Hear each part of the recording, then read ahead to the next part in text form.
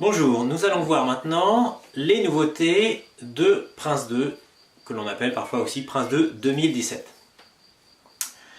En 2017, Axelos, donc la société qui détient les copyrights, les droits sur le produit Prince 2, a sorti une nouvelle version. Alors, au début, la nouvelle version est toujours en anglais. Alors, ce qui pose toujours un problème dans l'adoption en France, puisque les gens ont souvent des difficultés avec cette langue.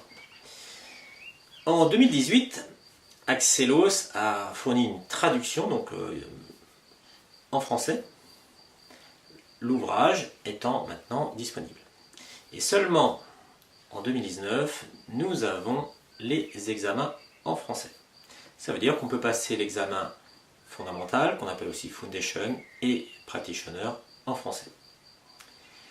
Alors, qu'est-ce qui change, qu'est-ce qui ne change pas dans Prince 2? Alors tout d'abord, les fondations du produit restent les mêmes. Ça reste une méthode de gestion de projet, indépendante de la technologie, donc pas plus informatique que métier ou autre, donc on peut l'utiliser pour tout type de projet, là-dessus rien ne change. Globalement, les principes, les 7 principes ne changent pas, les 7 thèmes ne changent pas et les 7 processus principaux ne changent pas. On pourrait dire alors qu'est-ce qui change? Alors d'abord ça reste Prince 2, c'est pas Prince 3, c'est ce qu'on appelle un refresh, une nouvelle version avec de l'amélioration.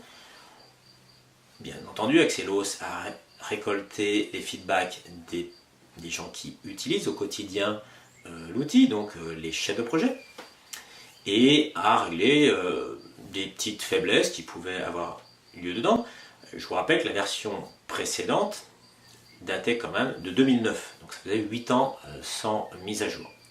Il s'est passé beaucoup de choses sur le marché et sur les projets en 8 ans. Aujourd'hui, on parle beaucoup plus d'agilité. On attend un time to market de plus en plus court, donc un temps entre l'idée et la réalisation du projet plus courte. Donc l'agilité prend de plus en plus de place.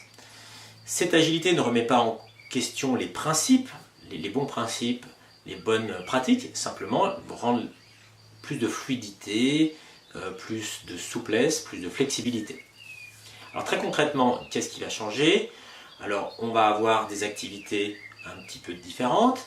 On va avoir, je vous l'ai dit, plus d'agilité, un produit plus générique. On ne prend pas en compte un cycle de vie particulier, donc on peut utiliser, si on veut, un cycle de type en cascade, ce qu'on appelle waterfall ou cycle en V, mais on peut aussi prendre en compte quelque chose plus agile, plus incrémental, du développement plus rapide. Donc là-dessus, l'outil a été pensé pour être très générique au niveau du cycle de vie. La documentation a été rationalisée, on a changé quelques noms de documents, on est passé de stratégie à des documents, on va dire, plus simplifiés. Donc vous avez un produit qui reste pérenne, dans la continuité, mais plein de petits ajustements qui permettent d'aller plus loin et surtout d'aller plus vite sur ces projets en améliorant la performance et l'expérience du projet. Voilà, donc je vous propose de découvrir le reste au travers des autres vidéos, plus en détail sur Prince 2 et ses principes, ses processus, ses thèmes, ses bonnes pratiques, ses documents. Voilà, c'est tout pour le moment. À plus tard!